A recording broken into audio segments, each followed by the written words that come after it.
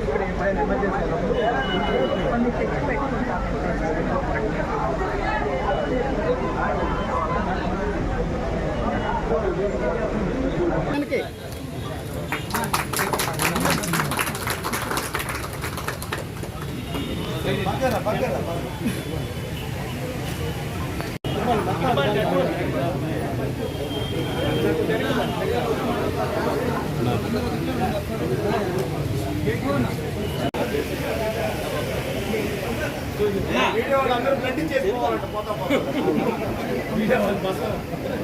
ఇంకోసారి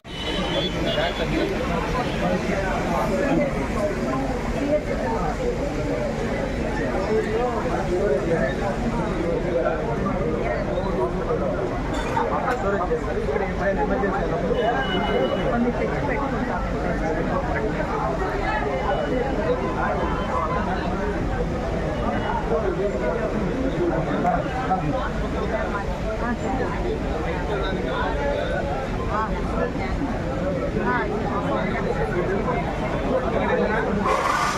కొంచెం మీరు చక్కరావా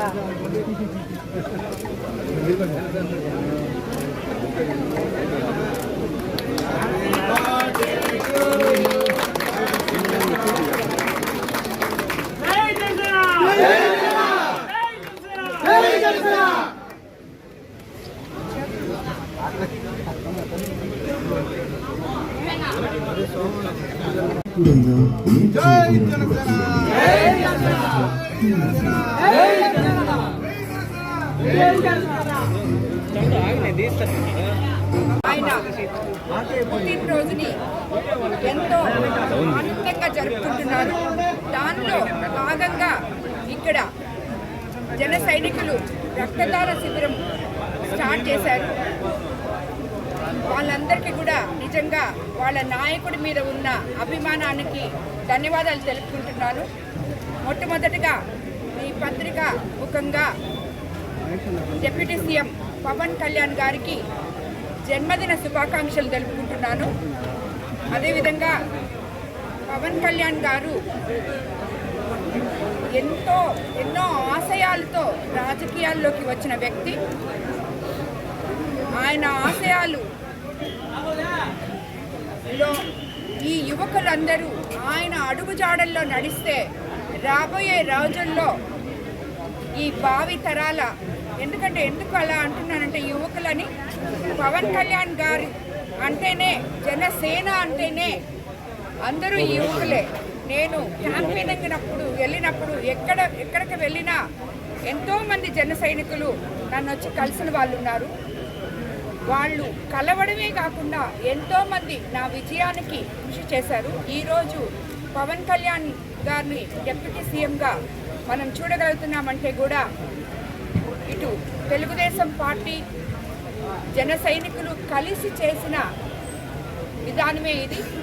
కాబట్టి వాళ్ళందరూ కూడా ఇదే మాదిరిగా మనము కలిసిమెలిసి ఉండాలని జన సైనికులకి, తెలుగుదేశం నాయకులకి, కార్యకర్తలకి అందరికీ కూడా నేను ఒకటే చెప్తున్నాను.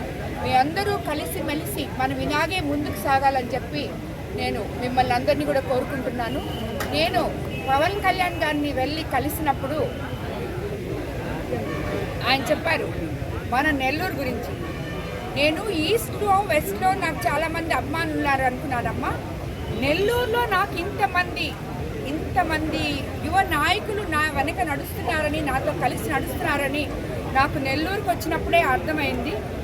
అసలు నేను వాళ్ళ అభిమానాన్ని తట్టుకోలేకపోయాను అని చెప్పారు. అదేవిధంగా ఈరోజు మీరు మన కోవూరు నియోజకవర్గంలో ముఖ్యంగా చాలామంది జన సైనికులు నాతో కలిసి నడిచారు.